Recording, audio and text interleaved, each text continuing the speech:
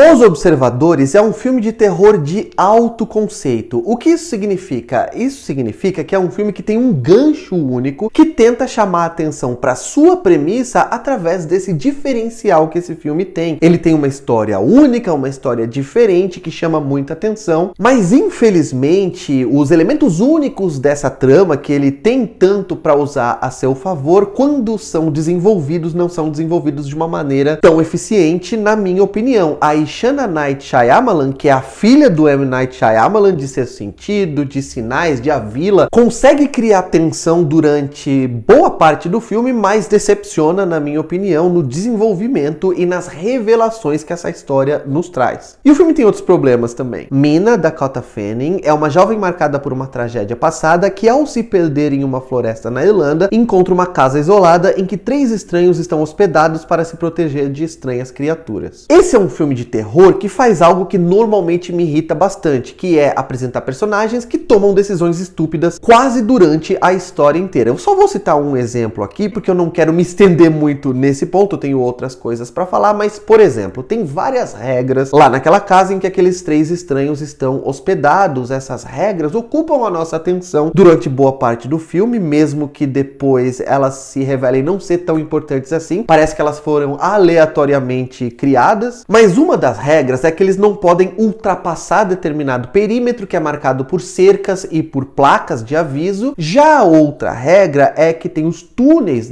ali naquela floresta, nos quais eles não podem entrar porque teoricamente os monstros estão lá embaixo. Se eles entrarem lá dentro, eles não têm como sair, eles estão entrando pro subterrâneo daquela floresta. Já se eles ultrapassarem aquela cerca, mesmo que a chance deles sobreviverem seja baixa, pelo menos eles têm uma chance de conseguir escapar. Mesmo assim, quando a protagonista decide quebrar uma dessas regras, ao invés de quebrar a regra que pelo menos vai dar, 1% de chance para ela sobreviver e sair de lá, não. Ela quebra a regra que não vai dar nenhuma chance de ela fugir. É uma decisão estúpida que só personagens de filme de terror tomariam. O filme também tem diálogos que são diálogos absolutamente estúpidos. Como eu falei, tem essas placas, e essas placas têm uma mensagem escrita: No way out, ou seja, sem retorno. E aí tem um momento em que uma das moradoras ali da casa tá explicando algo pra protagonista, e aí ela mostra, olha aqui, e aí tem essa placa de sem retorno, você sabe o que isso significa. E aí ela responde que se eu ultrapassar, não tem mais volta. Sim, exatamente, não tem mais volta e sem retorno são a mesma coisa. Parabéns, você entendeu. Eu gosto muito mais da primeira metade do filme, em que a gente tem as perguntas geradas por esse conceito elevado do filme, do que sobre a segunda parte, em que a história começa a ser explicada. Porque quando a história começa a ser explicada, o filme vai usar clichês muito fáceis, vai usar diálogos expositivos, por exemplo, para explicar o que realmente está acontecendo, através, por exemplo, da figura de uma personagem que é uma historiadora e como as revelações vão envolver folclore, vão envolver a mitologia daquela região. Obviamente, como uma convenção de roteiro, uma das personagens vai ser uma historiadora. Em outro momento, por exemplo, muita coisa vai ser explicada pra gente através de vídeos que eles encontram, eles começam a assistir, aí tem um professor que começa a explicar as coisas que estão acontecendo com ele, e a gente vai entendendo de uma maneira mastigadinha, de uma maneira expositiva a realidade e a natureza das ameaças que eles estão enfrentando ali. Eu gosto, então, dos mistérios criados, mas não necessariamente de como esses mistérios são desvendados pra gente depois. Por mais que a Ishana Night Shyamalan tenha uma lógica visual interessante, por mais que ela crie cenas e imagens que são amedrontadoras, que fazem com que a gente fique olhando para aquele quadro dentro daquela floresta escura e tentando encontrar alguma ameaça, quando a gente vê partes daqueles bichos de longe, são momentos em que a gente tenta ver como eles são, a expectativa criada sobre o visual das criaturas também é grande e também é decepcionante quando a gente os vê, porque eles são bem genéricos. Mas a diretora também comete alguns erros. Por exemplo, no começo do filme, ela parece sugerir que ela tá dando pistas pra gente, que ela simplesmente abandona depois e não vai dar nenhuma recompensa por a gente ter pego aquelas pistas. Por exemplo, tem um momento em que a protagonista tá no carro, tem um papagaio no banco de trás, ela tá conversando com o papagaio, ela olha pro retrovisor e mesmo que ela esteja dentro da história olhando pro papagaio, a gente vê o rosto dela como se ela estivesse olhando pra gente, ou seja, ela tá quebrando a quarta parede, ela tá quebrando o pacto de suspensão da descrença daquela história pra falar diretamente com o espectador, e ela fala: não, mas você não sabe, eu não sou uma pessoa boa. E aí isso dá pra gente uma expectativa de que algo vai acontecer em relação a isso mais pra frente. Ela tá prometendo narrativamente, de um ponto de vista de estrutura de roteiro, que vai haver um payoff, que vai haver uma recompensa depois em que a gente vai entender entender por que ela é uma pessoa ruim, mas na verdade ela não é. Na verdade ela estava falando só dos traumas dela e da culpa que ela sente pelo acidente que aconteceu lá no passado. Já em outro momento, logo quando ela chega na floresta, a gente tá vendo ela se deslocar floresta dentro para tentar achar ajuda, né, se afastando do carro, e a gente vê ele se afastando através de um ponto de vista do papagaio dentro da gaiola com o carro se afastando. E aí, quando um cineasta usa esse tipo de linguagem, né, o ponto de vista do papagaio, a gente vê aquilo como uma pista. E imediatamente, né, a visão desse papagaio vai ser importante para essa história. Mas na verdade, durante 90% do filme, esse papagaio vai ser esquecido, ele vai ter um papel ali em determinado momento para guiar os personagens em direção ao rumo que eles estão indo, mas não tem nada demais, não tem nada que vai fazer com que aquela visão subjetiva do papagaio se mostre importante, como pareceu ser naquela pista que a cineasta estava dando. O espectador comum não liga, não percebe, não se importa com essas coisas, assim como muito espectador comum não vai pelo menos raciocinar sobre a estrutura do filme, que nos dá um clímax, né, e eu não vou falar muita coisa aqui para não dar spoilers, mas logo depois, quando a gente pensa que aquilo é o clímax e baixa a nossa atenção e a gente acha que o filme acabou, ainda tem meia hora de filme, ainda tem muita coisa para acontecer, tem revelações novas, tem novos conflitos. Isso é um problema de estrutura que o espectador não vê racionalmente, mas ele sente, isso causa uma decepção mesmo que ele não consiga identificar de onde essa decepção vem. E além de tudo isso, eu fiquei me questionando quando foi que a Dakota Fanning se tornou essa atriz tão sem graça, essa atriz tão sem sal que ela tá aqui nesse filme, porque ela vive uma personagem absolutamente inexpressiva, e eu não acho que isso tenha a ver apenas com a escrita do roteiro, mas tem a ver também com a atuação dela e com a presença dela em cena. Pelo menos a Owen Fouéré, eu não sei se é assim a pronúncia do nome dela, um nome bem diferente, que é uma atriz que já tinha se mostrado apta para fazer personagens estranhas, personagens em filmes bastante místicos, né, e que tem uma aura de misticismo muito grande, tá muito bem aqui e compensa um pouco o fato de que a Dakota Fanning tá muito insossa e muito inexpressiva. Por todos esses motivos, Os Observadores foi um filme bem decepcionante pra mim, mas eu quero saber de vocês, se vocês assistirem ao filme, se gostaram, não gostaram, concordam ou discordam dos pontos que eu apresentei nessa crítica. Não se esquece de dar um like no vídeo, se inscrever no canal, clicar no sininho e em sempre para sempre receber notificações de vídeos novos por aqui. E por hoje é isso, um abraço, tchau!